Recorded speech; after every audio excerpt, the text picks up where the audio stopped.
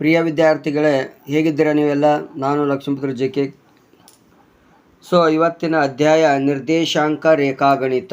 ಹೌದಾ? ನಿಗದಿಪಡಿಸಿದ ಅಂಕ 1 ಮಾರ್ಕ್ಸಿಂದ ನೋಡ್ರಿ. ಫಸ್ಟ್ ಕಲಿಕಾಂಶ ಏನು ಕಲಿಬೇಕಂತಕ್ಕಂಥದ್ದು ನೋಡ್ರಿ. ಮೂಲ ಬಿಂದುವಿನಿಂದ ಒಂದು ನಿರ್ದಿಷ್ಟ ಬಿಂದುವಿಗಿರುವ ದೂರವನ್ನು ಸೂತ್ರದ ಸಹಾಯದಿಂದ ಕಂಡು ಹಿಡಿಯುವುದು. ಹೌದಾ? ಬಳಸಬೇಕಾದ ಸೂತ್ರ ಯಾವುದಪ್ಪ ಅಂದರೆ D = x² + y². ಹೌದಾ?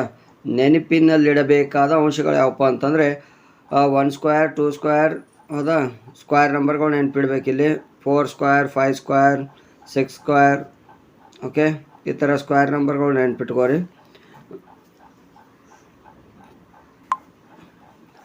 ಈಗ ಮೂಲ ಬಿಂದುವಿನಿಂದ ಇರ್ತಕ್ಕಂಥ ದೂರವನ್ನು ಯಾವ ರೀತಿ ಕಂಡುಹಿಡಿಬೇಕಂತಕ್ಕಂಥದ್ದು ನೋಡ್ರಿ. ಒಂದು ಎಕ್ಸಾಂಪಲ್ ನೋಡ್ರಿ. ಯಾವುದೇ ಪ್ರಾಬ್ಲಮ್ ಕೊಟ್ಟರು ಕೂಡ ಮಾಡ್ತಕ್ಕಂಥದ್ದು ಮೆಥಡ್ ಸೇಮ್. ಮೂಲ ಬಿಂದುವಿನಿಂದ -6, 8 ಬಿಂದುವಿನ ದೂರವನ್ನು ಕಂಡುಹಿಡಿಯಿರಿ ಅಂತ ಹೇಳ್ತಾರೆ. ದೂರ ಕಂಡುಹಿಡಿ ಫಾರ್ಮುಲಾದ D = x² + y². ಹೌದಾ? ಈಗ ನೋಡ್ರಿ, ಡೈರೆಕ್ಟಾಗಿ ಮೂಲ ಬಿಂದು ಅಂತಿತ್ತಂದರೆ ಡೈರೆಕ್ಟಾಗಿ ಅದು ಏನು ಕೊಟ್ಟಿರ್ತಾರೋ ಅದೇ ವ್ಯಾಲ್ಯೂ ಸಬ್ಸ್ಟಿಟ್ಯೂಟ್ ಮಾಡಿ ಸ್ಕ್ವೇರ್ ಮಾಡಿರಿ. 6 6 8 8 64. ಇಲ್ಲಿ ಏಕಪ್ಪ ಅಂತಂದರೆ ಸ್ಕ್ವೇರ್ ನಂಬರ್ ಯಾಕೆ ಗೊತ್ತಿರಬೇಕು ಅಂದರೆ ಇಲ್ಲಿ ನೋಡಿರಿ, ಸ್ಕ್ವೇರ್ ನಂಬರ್ 6² 8² ಗೊತ್ತಿರಬೇಕು ನಮಗೆ. ಹೌದಾ? 36 + 64 100 ಆಯ್ತು. 100² ಏನಪ್ಪ ಅಂದರೆ 10 ಆಗಿರ್ತದೆ. ಅದಕ್ಕೆ ಮಾನಗಳು 10 ಮಾನಗಳು. ಹೌದಾ? ಯೂನಿಟ್ ಕಂಪಲ್ಸರಿಯಾಗಿ ಬರಿಬೇಕು. ಇದು ಎಕ್ಸ್ ವ್ಯಾಲ್ಯೂ, ಇದು y ವ್ಯಾಲ್ಯೂ ಇರ್ತದೆ. ಓಕೆನಾ? ನೆಕ್ಸ್ಟ್ ನೋಡಿರಿ, ಇನ್ನೂ ಇಂಪಾರ್ಟೆಂಟ್ ಇರ್ತಕ್ಕಂಥ ಕ್ವಶನ್ಸ್ ಅದಾವೆ ಇಲ್ಲಿ. ಹೌದಾ? ಮೂಲ ಬಿಂದು ಮತ್ತು ಬಿಂದು 3, 4ಗಳ ನಡುವಿನ ದೂರವನ್ನು ಕಂಡು ಹಿಡಿಯಿರಿ ಅಂತ ಕೇಳಿರ್ತಾರೆ. ಇದು ಮಾಡಿ ನೋಡ್ರಿ. 3² ಮಾಡಿರಿ, 4² ಮಾಡಿರಿ. ಹೌದಾ? 25 ಆಗ್ತದೆ. 2 ಮಾಡಿದ್ರೆ ಅದ್ರದ್ದು ವರ್ಗಮೂಲ ಎಷ್ಟಪ್ಪ ಅಂದರೆ 5. ಹೌದಾ? ಅದೇ ಥರ 5, 4 ಇದೇ ಥರ ಪ್ರಾಕ್ಟೀಸ್ ಮಾಡಿ. 5² ಮಾಡಿರಿ, 4² ಮಾಡಿ. ಸ್ಕ್ವೇರ್ ರೂಟಕ್ಕೆ ಗೊತ್ತಿಲ್ಲ ಅಂತಂದರೆ ಅದು ಎಕ್ಸಾಕ್ಟ್ ಸ್ಕ್ವೇರ್ ನಂಬರ್ ಇರಲಿಲ್ಲ √41 ಅಂತ ಬರೆದು ಬಿಡ್ರಿ. ಹೌದಾ? 4 ಮತ್ತು 3 ಸ್ಕ್ವೇರ್ ಮಾಡಿ ಪ್ಲಸ್ ಮಾಡಿದ್ರೆ ಹೌದಾ ಎಷ್ಟಾಗ್ತದೆ ನೋಡ್ರಿ, ಅದ್ರದ್ದು 4 ಬರ್ತದೆ. ಹೌದಾ? ವರ್ಗಮೂಲ. ಹೌದಾ? ಇದೇ ಥರ ನೀವು ಪ್ರಾಕ್ಟೀಸ್ ಮಾಡ್ತಕ್ಕಂಥದ್ದೆಲ್ಲ ಆನ್ಸರ್ಸ್ ಅದಾವೆ ನಿಮ್ಗೆ. ಪ್ರಾಕ್ಟೀಸ್ಗೋಸ್ಕರ ಇವು ಎಕ್ಸಾಂಪಲ್ ಅಂತಂದರೆ ಇವು ಇಂಪಾರ್ಟೆಂಟ್ ಎಕ್ಸಾಮಲ್ಲಿ ರಿಪೀಟ್ ಆಗಿರ್ತಕ್ಕಂಥ ಕ್ವಶನ್ಸ್ ಇರ್ತಾವೆ. ಎಷ್ಟು ಪ್ರಾಕ್ಟೀಸ್ ಮಾಡಿರಿ 100% ಇದೇ ಕ್ವಶನ್ಸ್ ಇದೇ ಇರ್ತಾವೆ. ಓಕೆನಾ? ನೋಡಿರಿ ಟೈಪ್. ಹೌದಾ? ಈಗ ನೋಡಿ, ಮೂಲ ಬಿಂದು ಮತ್ತು ಎಕ್ಸ್ ಮತ್ತು ವಾಯ್ಗಳ ನಡುವಿನ ದೂರ ಅದು ಕೊಟ್ಟರೆ √x² + y² ಫಾರ್ಮುಲಾನೇ ಬರೆದು ಬಿಡಬೇಕಿದೆ. ಈ ಥರ ಕೇಳಿದ್ರೆ ನಿಗದಿಪಡಿಸಿದ ಅಂಕ ನೋಡ್ರಿ. ಕಂಟಿನ್ಯೂ 2 ಮಾರ್ಕ್ಸಿಂದ ನೋಡ್ರಿ. ಕಲಿಕಾಂಶ 2 ಬಿಂದುಗಳ ನಡುವಿನ ದೂರವನ್ನು ಸೂತ್ರದ ಸಹಾಯದಿಂದ ಕಂಡುಹಿಡಿಯುವುದು ಯಾವ ರೀತಿಪ್ಪ ಅಂದರೆ ಬಳಸಬೇಕಾದ ಸೂತ್ರ D = √x2 - x1² + y2 - y1². ಇಲ್ಲಿ ಕೂಡ ಏನಪ್ಪ ಅಂತಂದರೆ ವರ್ಗ ಸಂಖ್ಯೆಗಳು ಗೊತ್ತಿರಬೇಕು. ಹೌದಾ? ನೆಕ್ಸ್ಟ್ ನೋಡ್ರಿ, ಮಾದರಿ ಲೆಕ್ಕ ಯಾವ ರೀತಿಯಾಗಿರ್ತಕ್ಕಂಥದ್ದು ನೋಡ್ರಿ. ಯಾವ ರೀತಿ ಸಾಲ್ವ್ ಮಾಡಬೇಕು ಅಂತಕ್ಕಂಥದ್ದು ಇಲ್ಲಿ ನೋಡ್ರಿ. √x2 - x1² y2 - y1². A ಮತ್ತು 2 B ಅಂತ ಕೊಟ್ಟಿರ್ತಾರೆ. ಏಪ್ರಿಲ್ 2022 ಅದಕ್ಕೆ ಕೇಳಿದ ಕ್ವಶನ್ಸ್ ಇದು. ಹೌದಾ? ಅಂದರೆ x1 y1 x2 y2 ಬರ್ಕೋಬೇಕಿಲ್ಲಿ. x2 ಅಂತಂದರೆ ಇದು. ಹೌದಾ? x2 x1 ಅಂತಂದರೆ ಇದು. ಹೌದಾ? 5 - 2 ಆಯಿತು. ಇದು ನೆಕ್ಸ್ಟ್ ನೋಡ್ರಿ, y2 ಅಂದರೆ ಇದು, y1 ಅಂದರೆ ಇದು. ಹೌದಾ? 10 - 6 ಆಯಿತು. ಫಸ್ಟ್ ಮೈನಸ್ ಮಾಡಿರಿ, ಆಮೇಲೆ ಸ್ಕ್ವೇರ್ ಮಾಡಿರಿ ಸಿಂಪಲ್ಲಾಗಿ. ಹೌದಾ? 2 ವ್ಯಾಲ್ಯೂ ಕೊಟ್ಟರೆ ಅಂತಂದರೆ 3² 9 4² 16 ಆಯಿತು. ಇದು 25 ಆಯಿತು. √5. ಓಕೆನಾ? ಎಕ್ಸ್ ಇಲ್ಲಿ ಬರ್ದೇವೆ ನೋಡಿ ವ್ಯಾಲ್ಯೂಗಳು ಯಾವ ರೀತಿ ಬರ್ಕೋಬೇಕು. x1 y1 x2 y2. ಇದೇ ಥರಪ್ಪ ಅಂತಂದರೆ ಈ ಫಾರ್ಮಲ್ ಮ್ಯಾಗ ಮಾಡ್ತಕ್ಕಂಥ ಪ್ರಶ್ನೆಗಳು ಇಲ್ಲದವ. ಜುಲೈ 2022 ಆ್ಯಂಡ್ 19ದಾಗ ಕೇಳಿರ್ತಕ್ಕಂಥ ಪ್ರಶ್ನೆ ಇದು. ನೀವು ಮಾಡಿ ನೋಡ್ಬೋದು. ಹೌದಾ? ಇಲ್ಲೇ ಆನ್ಸರ್ಸ್ ಇರ್ತಾವೆ. ನೀವು ಕೂಡ ಮಾಡಿ, ನಿಮಗೆ ಪರ್ಫೆಕ್ಟ್ ಆಗ್ತದೆ, ಪ್ರಾಕ್ಟೀಸ್ ಆಗ್ತದೆ. ಹೌದಾ? ಅದೇ ಥರ ಏಪ್ರಿಲ್ 2020 ಒಳಗೆ ಕೇಳಿದ ಪ್ರಶ್ನೆ ಅದ ನೋಡ್ರಿ. ಅದರ ಆನ್ಸರ್ಸನ್ನು ಇಲ್ಲೇ ಅದ. ಕರೆಕ್ಟಾಗಿ ನೀವು ಕೂಡ ಮಾಡಿ ಪ್ರಾಕ್ಟೀಸ್. ಆನ್ಸರ್ ನಿಮಗೂ ಗೊತ್ತಾಗಲಿ. ಹೌದಾ? ಆನ್ಸರ್ಸ್ ಇಲ್ಲಿ ಇದ್ದೇ ಇರ್ತಾವೆ.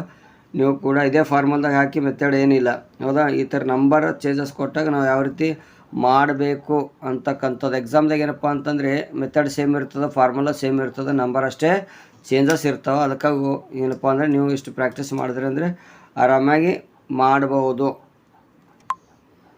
ನೆಕ್ಸ್ಟ್ ಅಪ್ಪ ಅಂತಂದರೆ ಒಂದು ರೇಖಾಖಂಡದ ಮಧ್ಯಬಿಂದುವಿನ ನಿರ್ದೇಶಾಂಕಗಳನ್ನು ಕಂಡುಹಿಡಿಯುವುದು. ಮಧ್ಯಾಂಕ ಕೊಟ್ಟಾಗ ಯಾವ ರೀತಿ, ಮಧ್ಯಬಿಂದು ಕೊಟ್ಟಾಗ ಕಂಡುಹಿಡಿತಕ್ಕಂಥ formula ಗೊತ್ತಾಗಿರಬೇಕು. P of x, y x1 + x2 / 2 y1 + y2 / ಇದೊಂದು ಫಾರ್ಮುಲಾ ನೆನಪಿಡ್ರಿ. ಮಧ್ಯಾಂಕ ಹೌದಾ.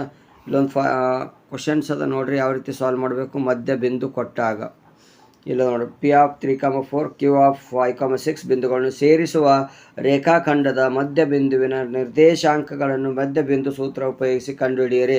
ಏಪ್ರಿಲ್ 2022ದಾಗ ಕೇಳಿರ್ತಕ್ಕಂಥ ಪ್ರಶ್ನೆ. P(x, y) x1 + x2/2, y1 + y2/2. x1 value ಏನಪ್ಪ ಅಂದರೆ 3 ಅದ, y1 ಅಂದರೆ 4 ಅದ, ಇಲ್ಲಿ x2 ಅಂತಂದ್ರೆ ಇದು ತೊಗೋಬೇಕು ಹೌದಾ, /2. y1 + y2 ಅಂತಂದರೆ y1 ಇದು y2, 4 6 ಎರಡೇ ಆ್ಯಡ್ ಮಾಡಬೇಕು. ಪ್ಲಸ್ ಮಾಡ್ರೆ 8 ಆಯಿತು, ಇದು ಪ್ಲಸ್ ಮಾಡ್ರೆ 10 ಆಯಿತು. 2 1 2 4 2 1 2 5 10. ಇದು ಆನ್ಸರ್. ಮಧ್ಯ ಬಿಂದು ಹೌದಾ. ಮಧ್ಯ ಬಿಂದು ಸೇರಿಸುವ ರೇಖಾಖಂಡ ಮಧ್ಯ ಬಿಂದು ಅಂತ ಕೊಟ್ರಪ್ಪ ಅಂತಂದರೆ ಈ ಫಾರ್ಮುಲಾ ಯೂಸ್ ಮಾಡಿರಿ. ಓಕೆನಾ. ಮಧ್ಯ ಬಿಂದುವಿನಲ್ಲಿರ್ತಕ್ಕಂಥ ಪ್ರಾಬ್ಲಮ್ಸು ಯಾವ ರೀತಿ ಕೇಳಿದ್ದಾರೆ ನೋಡಿರಿ. ಈ ಥರ ಇಲ್ಲದಾವ. ಸೆಪ್ಟೆಂಬರ್ 2020 ಒಳಗೆ ಕೇಳಿದ ಪ್ರಶ್ನೆ ಇದು ಹೌದಾ. ಅಂದರೆ ಈ ಥರ ಕ್ವಶನ್ಸ್ ಕೂಡ ನೀವು ಮಾಡಿ ಹೌದಾ. ಪ್ರಾಕ್ಟೀಸ್ ಇಷ್ಟು ಆನ್ಸರ್ಸ್ಗಳನ್ನು ನೀವು ಮಾಡ್ಬೋದು. ಕ್ವಶನ್ಸ್ ಕೊಟ್ಟಿರ್ತದೆ ಇಲ್ಲ ಹೌದಾ. ಇದೇ ಥರ ನೀವು ಪ್ರಾಕ್ಟೀಸ್ ಮಾಡ್ಬೋದು. ಇಂಪಾರ್ಟೆಂಟ್. ನೆಕ್ಸ್ಟ್ ನೋಡಿರಿ 3 ಮಾರ್ಕ್ಸಲ್ಲಿ ಕೇಳ್ತಕ್ಕಂಥ ಪ್ರಶ್ನೆ ಹೌದಾ. 1 ಐತೆ 2 ಮಾರ್ಕ್ಸಿಂದ ಇದು. ಈಗ 3 ಮಾರ್ಕ್ಸಲ್ಲಿ ಕೇಳ್ತಕ್ಕಂಥ ಪ್ರಶ್ನೆ ಯಾವುದಪ್ಪ ಅಂತಂದರೆ x1 y1 x2 y2 ಮತ್ತು ಆಂತರಿಕವಾಗಿ m1 m2 ಅನುಪಾತದಲ್ಲಿ ವಿಭಾಗಿಸುವ P(x, y) ಬಿಂದುವಿನ ನಿರ್ದೇಶಾಂಕಗಳನ್ನು ಕಂಡುಹಿಡಿಯುವುದು ಹೌದಾ. ಬಳಸಬೇಕಾದ ಸೂತ್ರ ಯಾವುದಪ್ಪ ಅಂದರೆ P(x, y) m1 x2 + m2 x1 m1 y2 + m2 y1 m1 + m2. ಇದು ಇರ್ತಕ್ಕಂಥ ಪ್ರಶ್ನೆ. ಭಾಗ ಪ್ರಮಾಣ m1 m2 ಹೌದಾ. ಭಾಗ ಪ್ರಮಾಣದಲ್ಲಿ ಕೊಟ್ಟಿರ್ತಕ್ಕಂಥ ಪ್ರಶ್ನೆಯನ್ನು ಸಾಲ್ವ್ ಮಾಡ್ಬೋದು. ಯಾವ ರೀತಿ ಅಂತಕ್ಕಂಥದ್ದು ನೋಡಿರಿ. ಒಂದು ಪ್ರಶ್ನೆ, 2 ಪ್ರಶ್ನೆಗಳು ನೋಡಿ ನಿಮ್ಗೆ ಯಾವ ರೀತಿ ಸಾಲ್ವ್ ಮಾಡಬಹುದು ಎಂಬುದು. ಇಲ್ಲಿ x1 y1 x2 y2 ಇದು m1 m2 ಅಂತ ತೊಗೋಬೇಕು ವ್ಯಾಲ್ಯೂ. ಓಕೆನಾ. ಈಗ ಅದೇ ಥರ ಇರ್ತಕ್ಕಂಥ ಪ್ರಶ್ನೆ ಈಗ ನೋಡಿ ಡೈರೆಕ್ಟ್ ಫಾರ್ಮುಲಾ ಬರ್ಕೋರಿ. X y value x1 y1 x2 y2 ಈ ಥರ ನೋಡಿರಿ. ಇವೇನಪ್ಪ ಅಂದರೆ ಇವು ವ್ಯಾಲ್ಯೂಗಳು ತುಂಬ್ಕೋತ ಹೋಗ್ಬೇಕು. ಡೈರೆಕ್ಟಾಗಿ ಫಾರ್ಮುಲಾ ಬರ್ರಿ. m1 3 ಬರೀರಿ, m2 6 ಇಲ್ಲದ ನೋಡಿರಿ. ಅಂದರೆ m1 x1 ಅಂದರೆ x2 ವ್ಯಾಲ್ಯೂ 3 ಅದ ಹೌದಾ. x1 ಅಂದರೆ -6 ಅದ ಇಲ್ಲದ ನೋಡಿ x2 ಇದು. ಆಮೇಲೆ ಇಲ್ಲದ y2 ಅಂತ -8, y1 ಅಂದರೆ 6 ಅದ ಹೌದಾ.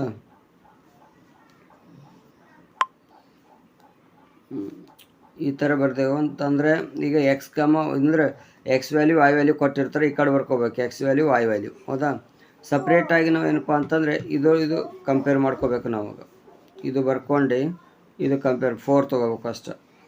ಈಗ 6m2 3m1 ಅದ ಹೌದಾ. ಈಗ ಇದು ಈ ಕಡೆ ತೊಗೊಂಡ್ರೆ ಏನತ್ತಪ್ಪ ಅಂದರೆ 4 ಮಲ್ಟಿಪ್ಲೈ 4m1 - 4m2 ಆಗ್ತದೆ. ಇದು ಈ ಕಡೆ ಇಟ್ಕೋರಿ. ಇಲ್ಲೇ ಮೇಲಿಂದು ಕ್ರಾಸ್ ಮಲ್ಟಿಪ್ಲಿಕೇಶನ್ ಮಾಡ್ಕೋಬೇಕು. ಅಂದರೆ ನಮ್ಗೆ ರೇಷಿಯೋ ಕಂಡುಹಿಡಿಬೇಕಾಗ್ಯದ ಹೌದಾ. ಈಗ m2ಗಳು ಎಷ್ಟವ 6 ಇದು 4. ಈಗ -4m2 ಇಲ್ಲೇ ಇಟ್ಕೊಂಡು ಇದು ಪ್ಲಸ್ ಈ ಕಡೆ ತೊಗೊಂಡ್ರೆ ಪ್ಲಸ್ ಆಗ್ತದೆ ಹೌದಾ. 6m2ದಾಗ 4m2 ತೆಗೆದ್ರೆ 2m2 ಉಳಿತದೆ. ಈ ಕಡೆ 3m1 + 4m1 ಈ ಕಡೆ m1ಗಳು ಸಪ್ರೇಟ್ ಮಾಡ್ಕೊರಿ. ಈಗ 2m ಐತಿ 7m ಐತಿ ಅದ. ಈಗ m1/m2 ಮಾಡ್ಕೊಂಡ್ರೆ 2/7 ಆಯಿತು. m1 m2 ರೇಷಿಯೋ ಏನಾಗಿರ್ತಂದರೆ 2 ಅನುಪಾತ 2:7 ಅಂತ ಓದಬೇಕು ಹೌದಾ. ಇದೇ ಥರ ನೋಡಿರಿ. ಇದು m1 m2 ವ್ಯಾಲ್ಯೂ ಕೇಳಿದಾಗ ಎಕ್ಸ್ ಮತ್ತು y ಕೇಳಿದ್ರಪ್ಪ ಅಂತಂದ್ರೆ ಏನಪ್ಪ ಅಂತಂದರೆ ಡೈರೆಕ್ಟಾಗಿ ಇಲ್ಲಿ ತುಂಬ್ಕೋಬೇಕು. ಅವರೇ ಕೊಟ್ಟಿರ್ತಾರೆ ಎಲ್ಲ ವ್ಯಾಲ್ಯೂಗಳು m1 m2 x2 y2 x1 y1 ನೋಡಿರಿ. ಡೈರೆಕ್ಟಾಗಿ ತುಂಬತಕ್ಕಂಥ x, y ವ್ಯಾಲ್ಯೂಗಳು ಕಂಡು ಹೇಗೆ ಹಿಡಿಬೇಕು. ಅನುಪಾತ ಕೊಟ್ಟಿರಪ್ಪ ಅಂತಂದ್ರೆ ಆಗಲಿ ಅನುಪಾತ ಕೊಟ್ಟಿದ್ದಿಲ್ಲ. ಅನುಪಾತ ಕೊಡಲಾರ್ದಾಗ ಈ ರೀತಿ ಕಂಡು ಹಿಡಿಬೇಕು. ಅನುಪಾತ ಕೊಟ್ಟರು ಅಂತಂದರೆ ಡೈರೆಕ್ಟಾಗಿ ಎಲ್ಲ ವ್ಯಾಲ್ಯೂಗಳು ಸಬ್ಸ್ಟಿಟ್ಯೂಟ್ ಮಾಡಬೇಕಿಲ್ಲಿ ಹೌದಾ. m1 ಅಂತಂದ್ರೆ ಗೊತ್ತದ 1, x2 ಅಂತಂದ್ರೆ 4 ಬರ್ಕೋರಿ. ಇಲ್ಲದ ನೋಡ್ರಿ +2 m2 ಅಂದರೆ ಇಲ್ಲದ 2, m1 ಅಂತಂದ್ರೆ 1 ಇದು x1 ಅದು. x1 ಅಂತಂದರೆ 1 ಮತ್ತು m1 ಅಂತಂದರೆ ಇಲ್ಲದ 1, y2 ಅಂತಂದರೆ 3 ಪ್ಲಸ್ ಹಾಕಬೇಕು. m2 ಅಂತಂದರೆ 2 ಅದ. y1 ಅಂತಂದರೆ 6 ಅದ ಹೌದಾ. m1 + m2 ಆ್ಯಡ್ ಮಾಡ್ಕೋರಿ ಹೌದಾ. ಜಸ್ಟ್ ಪ್ಲಸ್ ಇಂಟು ಮಾಡ್ಕೊಂಡು ಪ್ಲಸ್ ಮಾಡ್ಕೋಬೇಕು. 4 + 2 6 ಆಗ್ತದೆ. 12 + 3 ಅಂತಂದರೆ 15. 3 1 3 2 3 1 3 5 15. P(2, 5) ಆಯಿತು ಹೌದಾ. ಈಗ ಯಾವ ರೀತಿ M1 M2 ಕೇಳಿದಾಗ ಮತ್ತು X, Y ಕೇಳಿದಾಗ ವ್ಯಾಲ್ಯೂ ಯಾವ ರೀತಿ ಮಾಡಬೇಕೆಂಬುದು ನಿಮ್ಗೆ ಗೊತ್ತಾಯಿತು. ಓಕೆ, ಇನ್ನು ಇಷ್ಟು ಕ್ವಶನ್ಸ್ ಅದಾವೆ, ಇಷ್ಟು ನೀವು ಪ್ರಾಕ್ಟೀಸ್ ಮಾಡಿರಿ. ಓಕೆನಾ, ಈಸಿಯಾಗಿರ್ತಕ್ಕಂಥ ಪ್ರಶ್ನೆಗಳು. ಇಲ್ಲಿ ನಿರ್ದೇಶಾಂಕ ರೇಖಾಗಣಿತ ಕಂಪ್ಲೀಟ್ ಆಯಿತು. ಹೌದಾ, ಇಲ್ಲಿಗೆ ಮೇನ್ ಕೇಳ್ತಕ್ಕಂಥದ್ದು main formula, 3 formula 1 marks, 2 marks, 3 ಮಾರ್ಕ್ಸ್ಗಳಲ್ಲಿ ಕೇಳ್ತಕ್ಕಂಥ ಪ್ರಶ್ನೆ. ಓಕೆ, ಇಲ್ಲಿವರೆಗೂ ವಿಡಿಯೋ ನೋಡಿದ ಎಲ್ಲರಿಗೂ ಮತ್ತೊಮ್ಮೆ ಧನ್ಯವಾದಗಳನ್ನು ತಿಳಿಸುತ್ತಾ, ಮುಂದಿನ ವಿಡಿಯೋದಲ್ಲಿ ಮತ್ತೆ ಹೊಸ ಅಧ್ಯಾಯವನ್ನು ನೋಡೋಣ ಅಂತ ಹೇಳ್ತಾ ಇಲ್ಲಿಗೆ ವಿಡಿಯೋನ ಮುಗಿಸ್ತಾ ಇದ್ದೀನಿ. Thank you.